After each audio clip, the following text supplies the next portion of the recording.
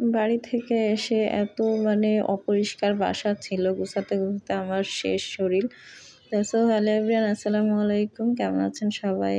আশা করি সবাই ভালো আছেন। তো কি আর করার, গোছাতে গোছাতে শরীর খারাপ হলেও কিছু করার নেই, রান্না করতে হবে। কারণ নিজে না খাইলেও তো ভাইটাকে সাথে নিয়ে আসলে তাকে তো খাওয়াতেই হবে। কারণ ছোট মানুষ, সে তো না খেয়ে থাকতে পারবে না। আর ও হচ্ছে খায় বলতে সবজি একদমই খেতে চায় না।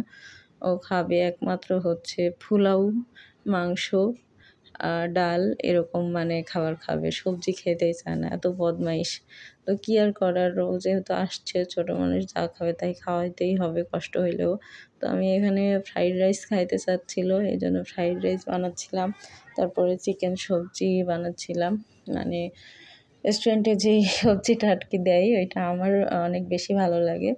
যে সালমানের জন্য একটু স্পেশাল আইটেম বানাচ্ছিলাম। আর ও বিশ্বাস করবেন না আপনারা, ও যে কয়দিন ছিল সে কয়দিন মানে ৭ দিনের মতো মেবি ছিল।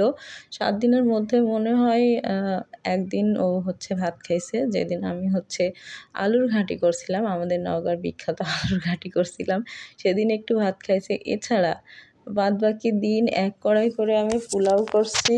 মাশাআল্লাহ, ওর হচ্ছে গ্যাস নাই, কিচ্ছু নাই। ও গ্যাসও হয়নি, ওর অ্যাসিডিটির সমস্যাও হয়নি। ও এত সুন্দর খাইছে।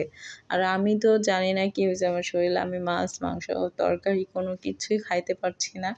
খালি হচ্ছে শরীর খারাপ লাগতেছে। এইজন্য হচ্ছে আমরা কেউই খাইনি। আমি, ফারুক হচ্ছে গোশ খায়নি, পোলাও খায়নি, ও খাইছে।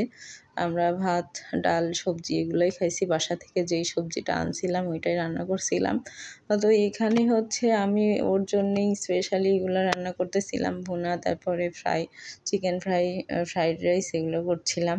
তো ও তো খুশি হয়ে গেছে। বাসায় তো আম্মু মানে প্রত্যেকদিন পোলাও করে না, আবার শুক্রবারে গোশ করে, কিন্তু পোলাও অনেক সময় করে না। আম্মুরও শরীর খারাপ থাকে, হাই প্রেশারের মানুষ। তো ও বলতেছে যে আপুর কাছে এসে আমার ভালোই হয়েছে, আমি অনেক পোলাও খাইছি মাশাআল্লাহ। তো অনেক খুশি হয়ে গেছিলো ছোট মানুষ। তো আমি কি করব আর, আবদার করলে তো আর ফেলা যায় না। ভাই বোন, ছোট ভাই বোন আবদার করলে আসলে ওইটা না দিতে পারলে অনেক খারাপ লাগে। জানি না কার কেমন লাগে, আমার তো অনেক খারাপ লাগে। এই জন্য ভাবলাম যে কষ্ট হোক, তারপরেও হচ্ছে করে দিই। এদিকে ঘর বাড়ি, তারপরে যত কৌটা টোটা ছিল রান্নাঘরের সব, এই ঘর ওই ঘর সব পরিষ্কার করতে হয়েছে, করছি। পাশাপাশি ওকে রান্নাও করে দিছি। এতে আমার শরীর আরও বেশি খারাপ হয়ে যাচ্ছিল।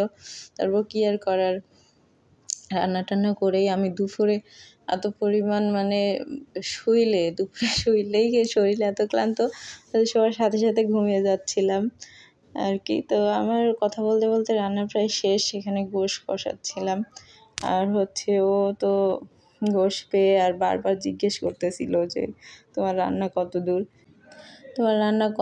রান্না হলো কি না, আমি কখন খাবো। মানে ও সকাল থেকে খাওয়ার জন্যে এত ব্যস্ত, ১ কাপ চা খেয়ে আছে। আমি বলতেছি যে হচ্ছে একটু দেরি কর, সকালে কিছুই খাবে না। ওর কথা যে আমি গোশ হওয়ার পরেই খাবো, এছাড়া কিচ্ছু খাবো না। সকালে একটু ভাত ছিল, ওকে বললাম যে গরম করে দিই খা, তো খাবে না।